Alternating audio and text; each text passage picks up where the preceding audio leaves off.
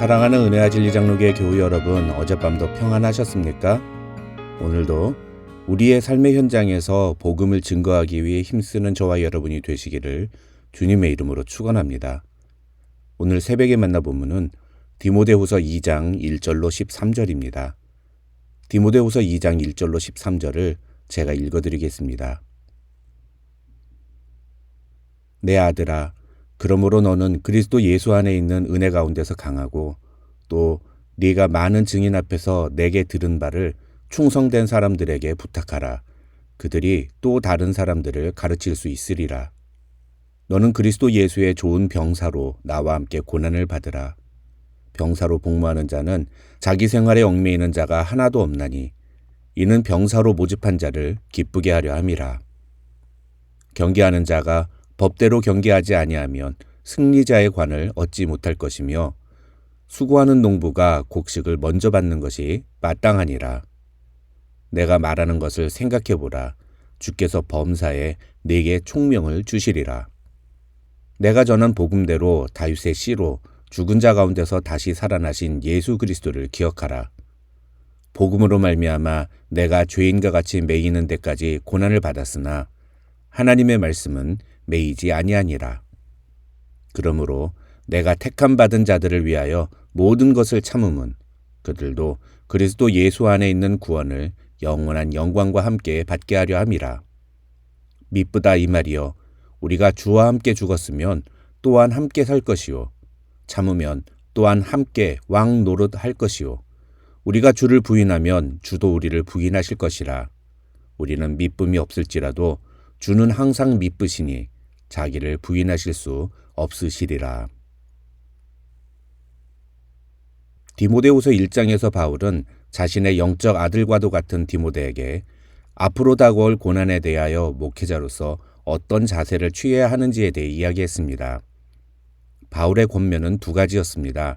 하나는 복음 때문에 고난받는 것을 부끄럽게 생각하지 말라는 것이고, 다른 하나는 오히려 적극적으로 복음을 위해서 고난을 받으라는 것이었습니다. 지난주에 1장을 다루면서도 말씀드렸습니다만 바울이 디모데후서를 쓸 당시는 로마 제국의 기독교 박해가 본격적으로 시작되는 시기였습니다. 역사적으로 보면 네로 황제 때부터 시작된 기독교 박해는 그 후 300년 동안 이어지는데 바울은 이런 현실 앞에서 목회자뿐만 아니라 우리 모든 그리스도인들이 어떤 신앙의 자세를 가져야 하는지에 대해 다시 한번 강조할 필요가 있다고 느꼈을 것입니다. 오늘 본문인 2장에서 바울은 그와 관련하여 디모데에게 이런 자신의 메시지를 잘 가르치라고 권면합니다. 2절에서 바울은 네가 많은 증인 앞에서 내게 들은 바를 충성된 사람들에게 부탁하라. 그들이 또 다른 사람들을 가르칠 수 있으리라고 말합니다. 또 14절에서도 너는 그들로 이 일을 기억하게 하여 말다툼을 하지 말라고 하나님 앞에서 엄히 명하라고 말합니다. 그러니까 오늘 본문인 2장의 내용은 이제 본격적으로 교회에 불어닥칠 핍박을 앞두고 목회자인 디모데가 교인들에게 가르쳐야 할 것이 무엇인지에 대한 내용이라고 할 수 있습니다. 그 중에 오늘은 1절로 13절의 내용을 다루어 보겠습니다. 먼저 1절과 2절에서 바울은 디모데에게 두 가지 권면의 메시지를 전합니다. 하나는 그리스도 예수 안에 있는 은혜 가운데서 강하라는 것이고, 다른 하나는 내게 들은 것을 또 다른 사람들에게 가르치라는 것입니다. 여기서 그리스도 예수 안에 있는 은혜 가운데서 강하라는 것은 인간의 힘이나 노력에 의해서 강해지는 것이 아니라 하나님께서 채워주시는 힘으로 강해지라는 뜻입니다. 그리고 그것을 위해서 하나님께 은혜를 달라고 간구하라는 것입니다. 왜 이것이 필요합니까? 앞으로 다가올 고난을 기꺼이 감당하기 위해서입니다. 그러면서 바울은 이런 내용을 충성된 사람들에게 부탁하라고 말합니다. 다시 말하면 앞으로 고난이 닥쳐올 것인데 그때에 믿음을 저버리지 말고 복음에 합당한 모습을 보일 것을 가르치라는 것입니다. 중요한 것은 그렇게 하면 그들이 또 다른 사람들을 가르칠 수 있을 것이라는 겁니다. 기독교 교육학자들은 이 디모데후서 2장 2절을 기독교 교육의 원리라고 말합니다. 기독교 교육은 충성된 사람들에게 복음을 배운 사람이 또 다른 사람들을 가르치는 일을 통해서 진행된다는 것입니다. 우리는 하나님의 말씀을 잘 배워야 합니다. 그러나 하나님의 말씀을 배우는 것에서만 머무르면 안 되고 다른 사람에게 하나님의 말씀을 잘 가르치는 사람이 되는 데까지 나아가야 합니다. 문제는 오늘날 신자들 중에 많은 사람들이 이 중요한 원리를 모르고 자기가 배우는 것에서 멈춰버린다는 것입니다. 참된 교회, 건강한 교회는 잘 배운 사람들이 또 잘 가르치는 역할을 감당하는 교회입니다. 그 다음 3절로 7절에서 바울은 이런 고난의 때에 성도가 가져야 할 올바른 자세가 무엇인지를 구체적인 예를 통해서 설명합니다. 바울은 그리스도인을 좋은 병사, 경기하는 자, 그리고 수고하는 농부에 비유하는데 이 세 가지 비유들은 각각의 중요한 포인트들이 있습니다. 먼저 3절에서 바울은 디모데에게 너는 그리스도 예수의 좋은 병사로 나와 함께 고난을 받으라고 말합니다. 그러면서 병사는 자기 생활에 얽매이지 않고 자신을 병사로 모집한 자를 기쁘게 하는 사람이라고 바울은 4절에서 말합니다. 여기서 중요한 것은 두 가지입니다. 첫째로 좋은 병사는 고난을 받는 사람이어야 한다는 것입니다. 한글 성경에서는 나와 함께 고난을 받으라고 되어 있는데 헬라어 성경에서는 나와 함께라는 표현이 없습니다. 어쨌든 좋은 병사와 같은 그리스도인은 고난을 두려워하지 않고 복음을 위해 기꺼이 고난을 감당하는 사람이어야 합니다. 둘째로 좋은 병사는 자기 생활에 얽매이지 않는 자라고 바울은 말합니다. 이것은 개인의 사생활을 하지 말라는 것이 아니라 우선순위의 문제를 이야기하는 것입니다. 군인은 집에 어머니가 아프시다고 해서 보초서는 일을 관두고 집에 가지 않습니다. 군인은 군인으로서의 신분과 그 사명이 우선이어야 하듯이 그리스도인도 그리스도인이라는 자기 정체성을 항상 우선에 두어야 한다는 것입니다. 둘째로 5절에서 바울은 그리스도인을 경기하는 자로 표현합니다. 여기서 중요한 것은 법대로 경기를 해야 한다는 것입니다.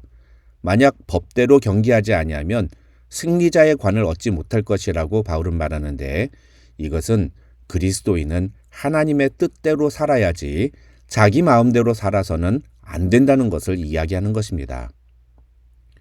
참된 신앙생활은 결과론적이지 않습니다. 다시 말하면 뭐로 가도 서울만 가면 된다는 논리는 신앙생활에서 통하지 않는다는 것입니다. 어떻게 하든 좋은 결과만 얻으면 되는 게 아니라 신앙생활은 과정도 중요하게 여겨야 한다. 다시 말하면 어떤 식으로 살든지 예수 믿고 천국만 가면 되는 게 아니라 이 땅에서 어떤 삶을 살았느냐도 굉장히 중요하다라는 것입니다. 저는 어떤 분이 하나님이 구원받는 자를 선택하셨고 내가 그 선택을 받은 사람이라면 내가 이 땅에서 어떤 삶을 살든지 나는 반드시 구원을 받을 것이 아니냐면서 그렇다면 나는 이 땅에서는 내 마음대로 살다가 죽기 전에 예수님을 믿고 천국 가면 좋겠다 이런 말을 하는 것을 들은 적이 있습니다. 오늘 본문은 바로 이런 생각을 가진 사람에게 주는 메시지라고 할 수 있습니다. 그리스도인은 예수 믿고 천국 가는 것만 중요한 게 아니라 이 땅에서 어떤 그리스도인의 모습으로 살았느냐도 매우 중요하다는 것입니다.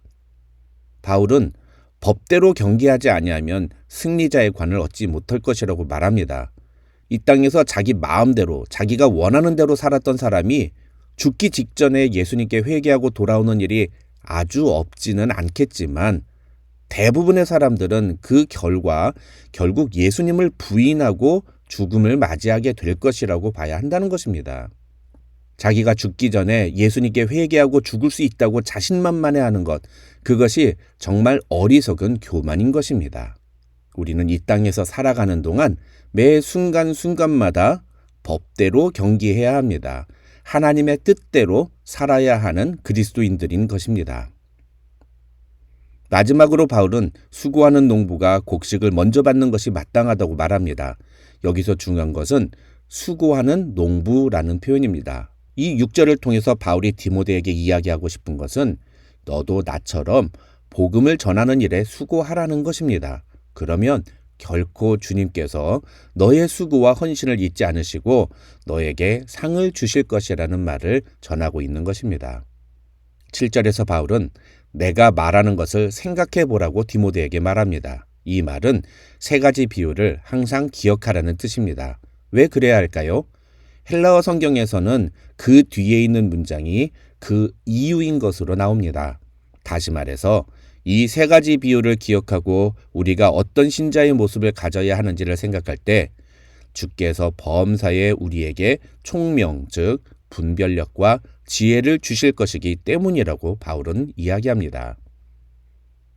그 다음 8절로 13절에서 바울은 우리가 그리스도 예수의 좋은 병사, 법대로 경계하는 자, 그리고 수고하는 농부로 충성할 때 훗날 그리스도 안에서 누리게 될 영광이 어떤 것인지에 대해 이야기합니다. 8절로 10절에서 바울은 자신이 그것을 위해 어떤 모범을 보였는지를 설명하면서 11절로 13절에서는 우리가 주와 함께 죽었으면 주와 함께 살고 주와 함께 왕노릇하게 될 것이지만 만약 우리가 주를 부인하면 주님도 우리를 부인하실 것이라고 말합니다. 이 말은 결국 다가올 핍박과 고난에서 끝까지 믿음을 잃지 않고 충성을 다하는 성도가 되어야 한다는 뜻이며 바울은 오늘 본문을 통해서 이것을 성도들에게 잘 가르칠 뿐만 아니라 디모데 자신도 그런 충성된 주님의 사람이 되라고 권면하고 있는 것입니다. 오늘 말씀을 통해서 우리는 과연 주님 앞에서 우리가 어떤 모습으로 서 있는지를 돌아보는 이 아침이 되었으면 좋겠습니다. 우리가 주님을 섬기는 모습을 비유한다면 어떤 모습으로 비유할 수 있을까요? 오늘 바울이 제시한 이 세 가지 비유가 저와 여러분을 표현하는 모습이 되기를 주님의 이름으로 축원합니다. 바울은 이것을 항상 기억하라고 7절에서 권면했습니다. 오늘 하루 이 비유를 기억하고 우리의 삶 속에서 그리스도인다운 모습을 잃지 않는 저와 여러분이 되시기를 주님의 이름으로 축원합니다.